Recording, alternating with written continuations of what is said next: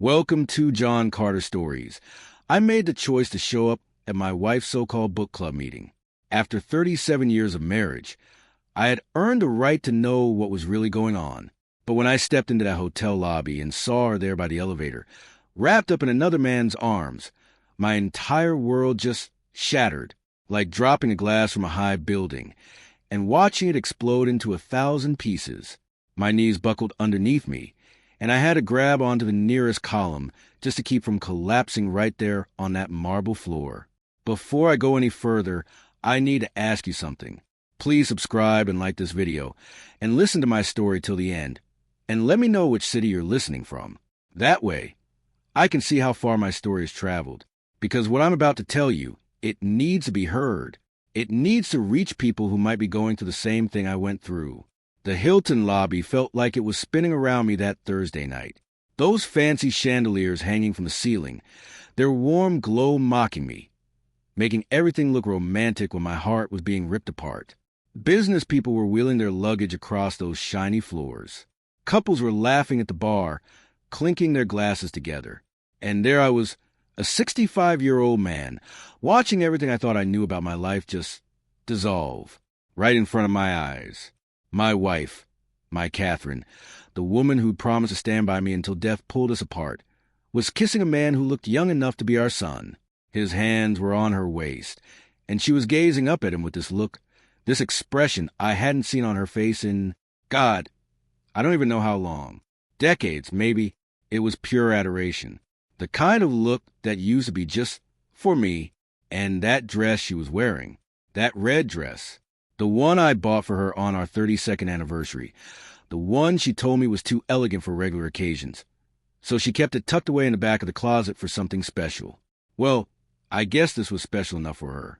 I must have gasped or made some kind of noise because suddenly her head snapped around and our eyes locked across that crowded space.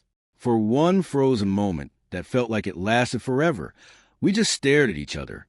37 years of marriage, 2 children, for grandchildren, a lifetime together.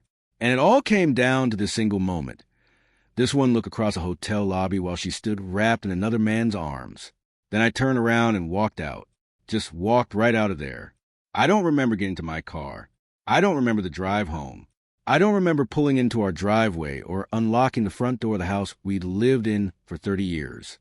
The next thing I clearly remember is sitting in my recliner in our dark living room, staring at our wedding photo on the fireplace mantel, feeling like I was drowning even though I was on dry land, like someone had pushed my head underwater and was holding it there, and no matter how hard I tried, I couldn't come up for air. But let me take you back to where this all began, because you need to understand what was destroyed in that hotel lobby. You need to know what 37 years of dedication looks like when it crumbles in a single heartbeat. I met Catherine in the summer of 1985 at a church barbecue in Toledo, Ohio. I was 30 years old, fresh out of a broken engagement, completely convinced I'd never find the right person.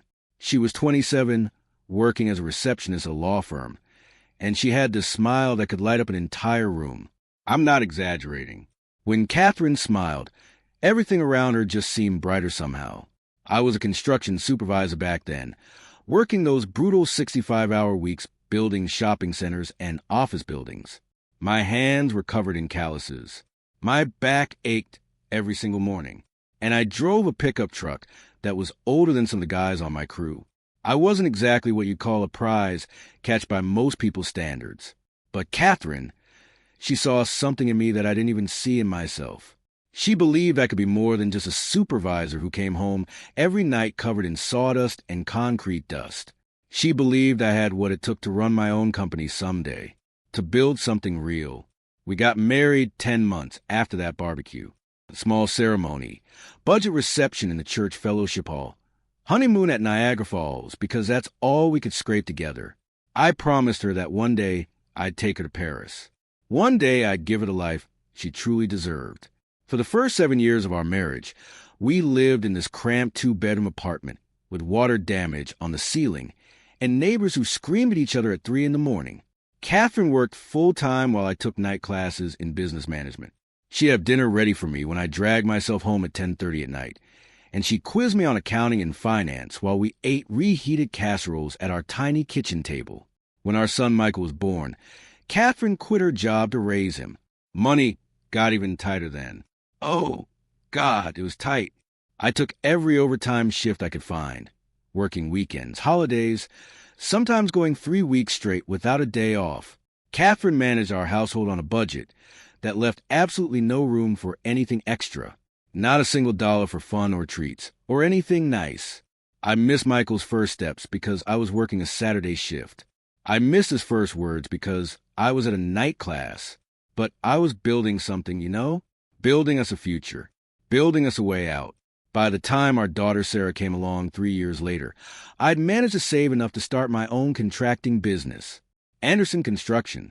Just me and 2 guys I'd worked with for years, taking small residential jobs and praying we wouldn't go bankrupt before we got established. Catherine was my partner in absolutely everything. She kept our books. She answered our phones. She chased down clients who were slow to pay their bills. She'd pack the kids in the car and personally deliver invoices while I was out on job sites. She believed in my dream just as much as I did, maybe even more. Those early years were absolutely brutal. I'm not going to lie.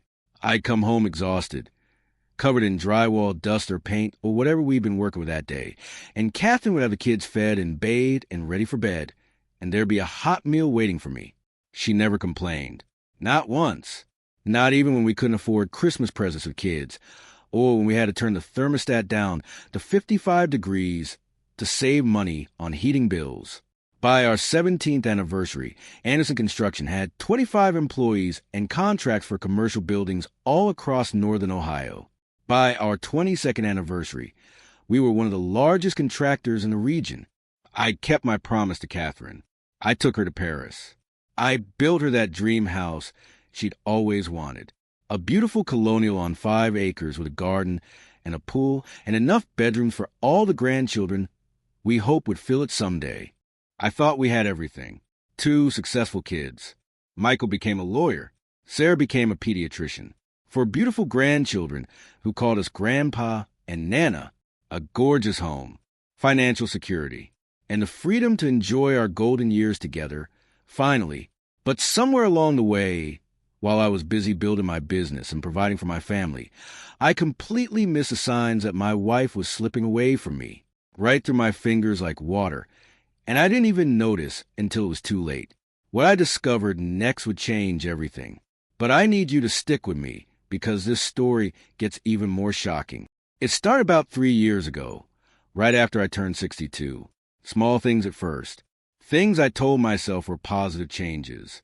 Catherine joined a book club that met every Thursday evening. She started going to yoga classes 4 times a week. She changed her hair, got these highlights for the first time in her entire life, started wearing makeup again after years of barely bothering with it. She bought new clothes, stylish clothes, younger-looking clothes. And I thought it was wonderful. I really did. My wife was taking care of herself, staying active, making new friends. After decades and decades of putting everyone else first, our kids, our grandkids, me, she finally deserved to focus on herself for once. That's what I told myself. Then the phone thing started. Catherine had always left her phone lying around the house, screen up, completely open. We'd been married for over 30 years. What secrets could we possibly have from each other, right? We were partners. We shared everything.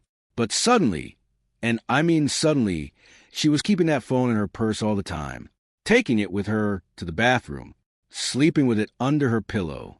When I asked about it, trying to sound casual, she said she was just being more careful after reading some article about phone theft. Made sense at the time, I guess. I didn't push it. Then came the late nights. Book clubs started running later and later. Sometimes she wouldn't get home until 11:30. Once she came in after midnight, claiming the discussion about some novel had been so intense they completely lost track of time. I wanted to believe her. God, I wanted to believe her so badly. The new clothes kept coming. Expensive clothes. Things she'd never worn before. Fitted dresses that showed off her figure. High heels. Jewelry I didn't recognize. When I complimented her, told her she looked beautiful, she seemed uncomfortable. almost guilty, like I'd caught her doing something wrong. We don't have to dress like old people just because we're getting older. She snapped at me one evening when I asked about a particularly form-fitting outfit. I'm trying to feel good about myself, Robert. Is that such a crime? I told myself I was being paranoid, told myself I was being insecure and jealous for no reason. This was Catherine. My Catherine, the woman who'd stood beside me through everything, the woman who'd eaten ramen noodles for months so I could afford to finish my degree, the woman who believed in me when I had nothing to offer but rough hands and big dreams. But something in my gut wouldn't let it go. Call it intuition, call it subconscious observation, call it whatever you want. Something was screaming at me that things weren't right. Can you imagine? 37 years with someone, and suddenly they're a stranger. Have you ever had that feeling? Drop a comment and let me know. The breaking point came 4 weeks before that hotel lobby confrontation. I'd forgotten my reading glasses at home and came back to get them in the middle of the afternoon, around 2 o'clock. Catherine's car was in the driveway, which surprised me because she'd told me that morning she had a lunch meeting with her book club friends, some kind of special planning session for their next reading selection. I walked into the kitchen door, quiet because I didn't want to disturb her if she was napping or something. And then I heard her voice coming from the living room. She was on the phone, speaking in this tone I hadn't heard in years. Soft, intimate, almost flirtatious. I know, sweetheart. I know. I miss you too. Thursday feels like it's a million years away. I froze right there in the doorway, holding my breath, barely able to move. He doesn't suspect a thing. He's too busy with the grandkids and his golf friends to notice what I do anymore. She laughed then, and it wasn't a kind laugh. It was cruel, cold. Honestly, I don't think he'd even notice if I packed my bags and left tomorrow. He's that oblivious. I backed out of the house as silently as I'd come in, sat in my truck in the driveway for 20 minutes, just staring at the steering wheel, trying to convince myself I'd misheard, trying to find any other explanation. Any explanation at all besides the obvious one. That night at dinner, Catherine chatted about her day like absolutely nothing had happened. She'd spent the afternoon running errands, she said. Had that lunch with her friend Margaret. Nothing special. Just another ordinary day. She looked me right in the eye and lied without even a flicker of hesitation, without a moment's pause. And that's when I really knew, that the woman I'd been married to for 37 years had become a complete stranger to me. I'm not proud of what I did next. For 3.5 decades, Catherine and I had shared everything. Passwords, bank accounts, dreams, fears. We were partners in the truest sense of the word. The thought of spying on my own wife felt like a betrayal of everything our marriage was supposed to stand for. But our marriage had already been betrayed, hadn't it? I just hadn't known the full extent of it yet. I hired a private investigator, my old friend Dennis, a former police detective who'd started his own security firm after he retired. I'd helped build his office complex years ago, and I knew I could trust him to be completely discreet. It took him less than a week to confirm every single one of my worst fears.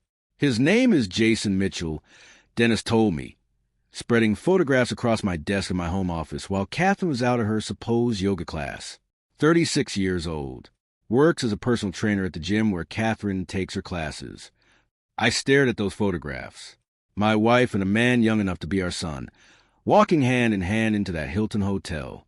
My wife and this Jason person having dinner at some fancy restaurant I'd never even heard of, her hand reaching across the table to touch his. My wife in his car, parked in some empty lot at night, clearly doing far more than just talking. I felt physically sick, like someone had punched me in the stomach, and I couldn't catch my breath. 36. This man was younger than both our children. He was closer in age to our grandchildren than to Catherine. How long? I managed to ask, my voice barely above a whisper. Based on what I found, about 20 months. Dennis said, his voice gentle but professional. He clearly delivered this kind of devastating news before. They meet at the hotel every Thursday, sometimes Tuesdays too. And Robert, he paused, looking uncomfortable. He's also visited her at your house when you're at your golf club. In my house. In the home I'd built for her. in the bed where we'd slept together for 30 years. "There's more," Dennis said, and something in his tone made my blood run cold. "I need to show you some financial documents." The financial betrayal was even worse than the affair. Stay with me, because what I'm about to reveal will shock you.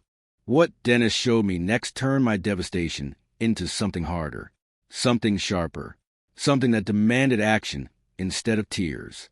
Over the past 18 months, Catherine had been systematically moving money out of our joint accounts. Small amounts at first, 5,000 here, 8,000 there, always just under the radar of what might catch my attention. But it added up. Oh, God, did it add up? Over $215,000 had been transferred to an account I'd never known existed, an account in her name only. And that wasn't even the worst part, not by a long shot. Dennis spread out property records next to the financial statements. Catherine had quietly put a down payment on a condo downtown, a 2-bedroom luxury apartment with a river view. The deed was in her name alone. But here's the kicker. The address where Jason Mitchell had been receiving his mail for the past 4 months? Yeah, that same condo. "She's setting up a new life," Dennis said, his voice flat and professional. "Looks like she's planning to leave you and take as much as she can with her on the way out." I sat in my office for a long time after Dennis left. Just sat there in the dark, staring at all that evidence of my wife's betrayal spread across my desk. 37 years. I'd given this woman 37 years of my life, worked myself to absolute exhaustion building a company to provide for her, turned down opportunities that would have taken me away from our family because I wanted to be present, wanted to be there, and she was planning to walk away with my money and move in with a man who wasn't even born when we exchanged our wedding vows. But here's what Catherine didn't know about the man she'd been married to for almost 4 decades. I didn't build a successful construction company by being naive. I didn't survive 35 years in a cutthroat industry by letting people take advantage of me. And I sure as hell wasn't about to let my wife dismantle everything I'd built while she played house with her yoga instructor. I called my attorney the very next morning, explained the entire situation in full detail, asked what my options were, what I could do, how I could protect myself. What I learned gave me hope for the first time since I'd heard Catherine on that phone call. In Ohio, adultery and financial misconduct during a marriage can significantly impact divorce proceedings. The money Catherine had been siphoning away, marital assets moved without consent. The condo she bought, purchased with marital funds. Her boy toy receiving mail there, clear evidence of an established affair. If I played this right, I wouldn't just survive the divorce. I'd come out ahead. But I didn't just want to win in court. Oh no, I wanted Catherine to understand exactly what she'd thrown away. I wanted her to face the consequences of her choices in front of everyone who mattered to both of us. Everyone who thought we had this perfect marriage, this perfect life. Have you ever felt betrayed by someone you trusted completely? That moment when you realize everything was a lie? Let me know in the comments. I spent 4 weeks planning. For long, agonizing weeks. During that time, I played the role of the oblivious husband absolutely perfectly. I asked Catherine about her book club and actually listened to her elaborate lies with a straight face. I complimented her new outfits without letting my disgust show through. I even made love to my wife, knowing she was probably thinking about someone else the entire time. It was the hardest performance of my entire life. Every single day felt like swallowing glass. The perfect opportunity came when our daughter Sarah announced she was hosting a family dinner to celebrate her husband's promotion at the hospital. Our entire family would be there. Michael and his wife, Sarah and her husband, all 4 grandchildren, Catherine's sister flying in from Phoenix. Even my brother Paul was making the drive down from Cleveland. Perfect. I told Sarah I wanted to make a small announcement at the dinner. Something about our upcoming anniversary. A surprise for her mother. She was absolutely delighted to help arrange it. So sweet, so innocent. What I didn't tell her was that I'd also invited Dennis and my attorney Linda to join us. They'd be waiting in Sarah's study with all the evidence, ready to present everything when the moment was right. The night of that dinner, Catherine was in an unusually good mood. She'd gotten her hair done that afternoon, wore the pearl necklace I'd given her for our 27th anniversary. She chatted with family members, played with the grandchildren, kept touching my arm affectionately throughout the evening, playing the role of the devoted wife so perfectly. Such a convincing performance. I watched her act and felt nothing but cold determination settling over me like ice. After dinner, as everyone gathered in the living room with coffee and Sarah's famous cherry pie, I stood up and cleared my throat. "I want to thank everyone for being here tonight," I said, keeping my voice steady even though my heart was pounding so hard I could hear in my ears. Sarah mentioned I had an announcement to make, and I do, but it's not about an anniversary surprise. I looked directly at Catherine. Her smile flickered for just a moment, confusion crossing her face. It's about honesty, about truth, about what happens when someone you've loved for 37 years decides that your trust is something to exploit and manipulate. The room went completely silent. You could have heard a pin drop on that carpet. "Catherine," I said, my voice clear and loud, "would you like to tell everyone about Jason? Or should I?" The color drained from my wife's face so fast, I genuinely thought she might faint right there. Her mouth opened, closed, opened again. No sound came out, just this little gasping noise. "Who's Jason?" Michael asked, looking back and forth between us. "Jason Mitchell," I said calmly, 36 years old, personal trainer. Your mother's been sleeping with him for the past 20 months. What happened next tore our family apart. But justice was about to be served. The gasps around that room were audible, sharp intakes of breath from everyone. Catherine's sister dropped her coffee cup, and it shattered on Sarah's hardwood floor. Michael's wife instinctively covered their children's ears, trying to protect them from what they were hearing. My brother Paul stood up, his fist clenched like he wanted to hit something, hit someone. "Robert," Catherine finally managed to say, her voice shaking. "Robert, please. I can explain. This isn't what you think. We can talk about this privately." "Can you explain?"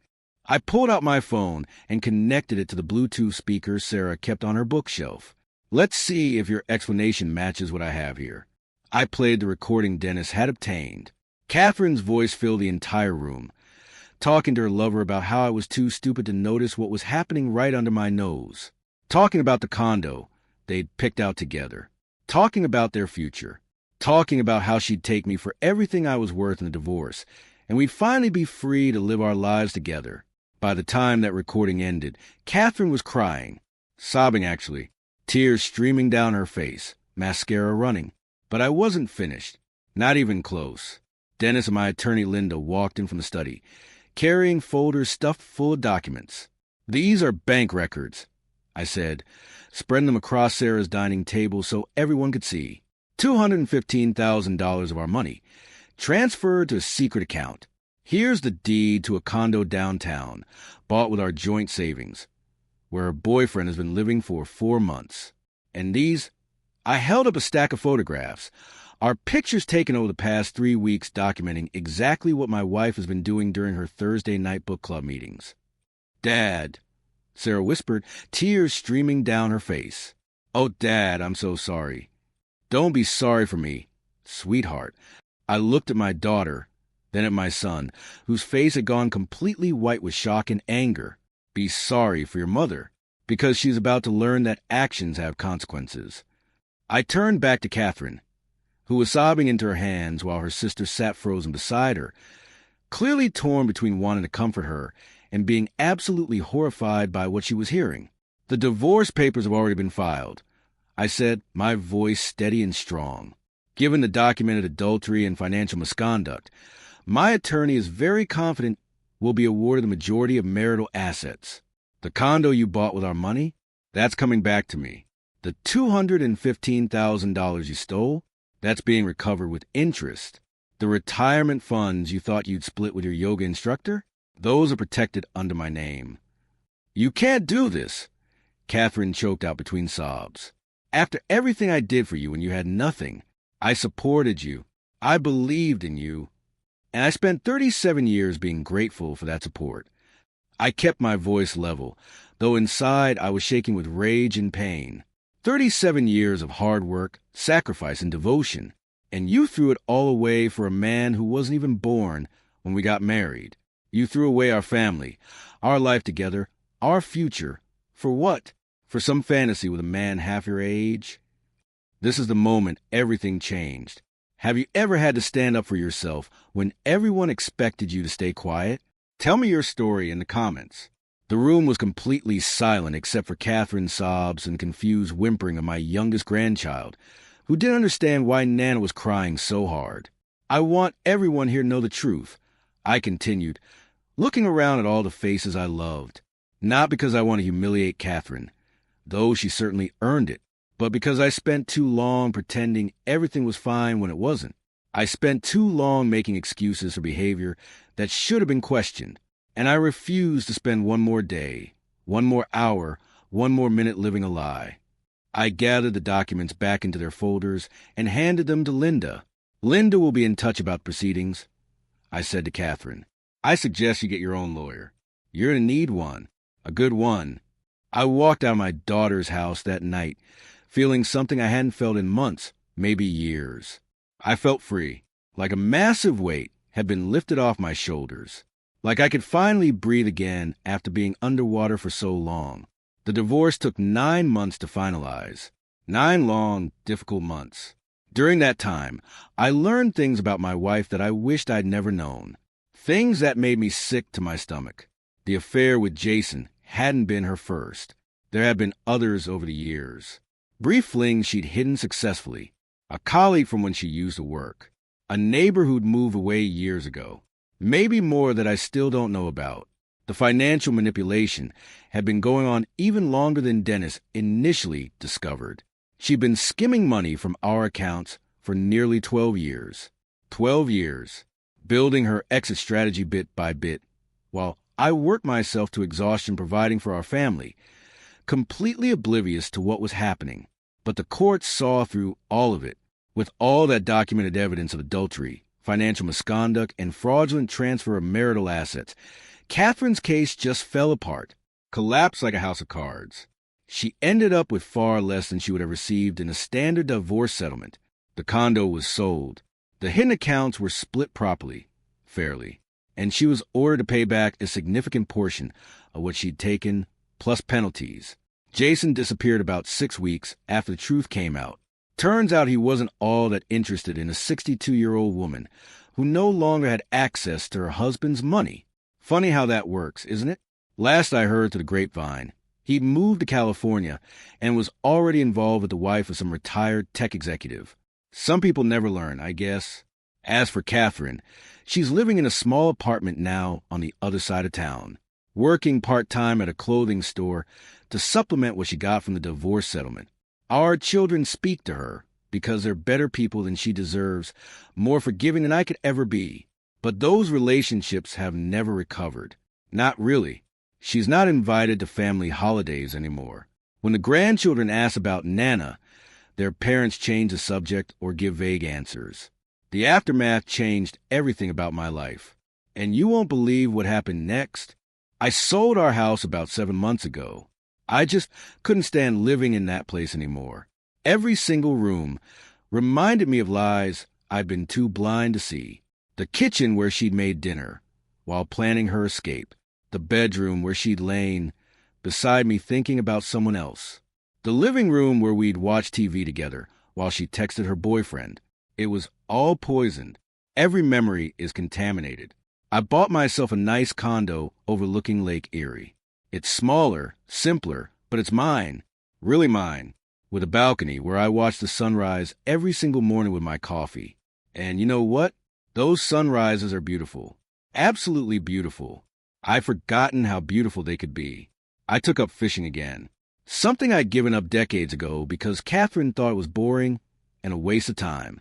I joined a bowling league with some guys from my old construction days. Started volunteering at Habitat for Humanity, using the skills I'd spent 40 years developing to help people who actually need it, people who appreciate it. And I'm happy. Really, truly happy. For the first time in years, maybe decades, I'm genuinely content with my life. My daughter, Sarah, bless her heart, she set me up on a date last month. A widow from her church named Margaret, 63 years old, lost her husband to cancer 4 years ago. We had dinner at this little Italian place downtown, talked for hours about everything and nothing, laughed more than I'd laughed in years. Just laughed until my sides hurt. I don't know if it'll go anywhere romantic. We're taking things slow, getting to know each other as friends first. But you know what? For the first time since I walked out of that hotel lobby, I feel like there might be something good waiting for me on the other side of all this pain. Like maybe the best years of my life aren't behind me after all. The hardest part of all this, and I want to be honest with you about this, wasn't losing Catherine. By the time everything came out, by the time all the lies were exposed, I'd already grieved the woman I thought I married. I'd already mourned that relationship because I realized she never really existed.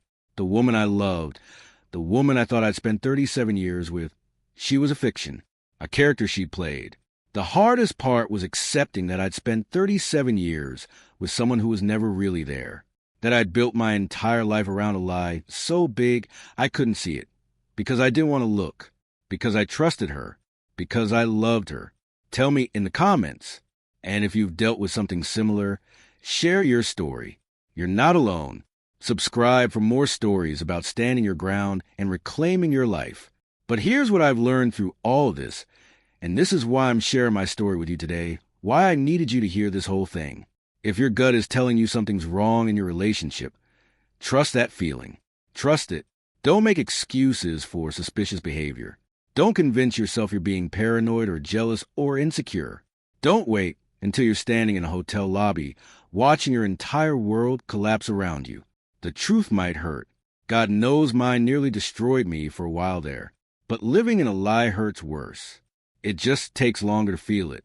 It's a slow poison instead of a sudden wound. I'm 66 years old now.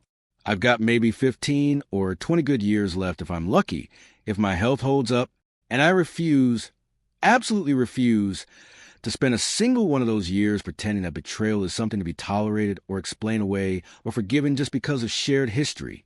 If you're in a relationship where trust has been broken, really broken, you deserve better. You deserve honesty. You deserve respect. You deserve someone who chooses you every single day, not someone who's building an escape plan while you're too busy providing for them, too busy loving them to notice what they're doing. That's not love. That's exploitation. That's using someone. And no amount of shared history, no amount of good memories from the past makes that acceptable. Not even 37 years of history. I look at my life now, and yes, I have regrets. I regret not trusting my instincts sooner. I regret all those years I could have spent with someone who actually loved me back.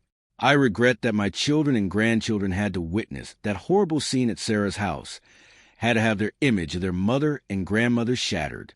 But I don't regret exposing the truth. I don't regret standing up for myself. I don't regret refusing to be taken advantage of anymore. And I definitely don't regret walking away from a relationship that was destroying me from the inside out while I was too loyal, too devoted, too trusting to see it. Some people have asked me if I'd ever take Catherine back if she begged, if she apologized, if she promised to change. And my answer is simple. No, never. Not in a million years. Because you can't rebuild trust once it's been shattered that completely. You can't unknow what I know now. You can't unsee what I've seen. And honestly, I don't want to. I'm building a new life now. A better life.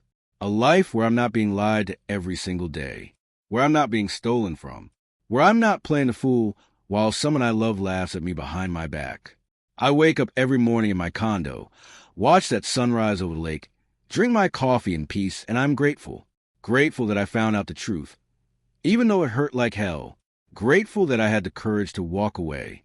Grateful that I'm still here, still standing, still capable of happiness, and maybe even love again someday. To anyone listening to this who's going through something similar, who suspects their partner is betraying them, who's been making excuses for suspicious behavior, I want you to hear this clearly. You are not crazy. You are not paranoid. Your instincts are probably right. And you deserve so much better than what you're getting. Don't wait as long as I did. Don't waste decades of your life on someone who doesn't value what you're giving them. Life is too short. It's too precious. And you listening to this right now, you deserve to spend it with someone who treasures you the way you treasure them. Thank you for listening to my story. Thank you for being here with me through all of this. Your support means more than you know. If you found this helpful, if it resonated with you, please share it with someone who might need to hear it. And don't forget to subscribe for more real stories about real people finding their strength and reclaiming their lives. What city are you listening from? What's your story? I want to hear from you. We're all in this together. And sometimes just knowing you're not alone makes all the difference in the world. Take care of yourselves out there. And remember, it's never too late to start over. It's never too late to choose yourself. It's never too late to walk away from what's destroying you and walk toward what might save you. This is my story. This is my truth. And I'm finally free.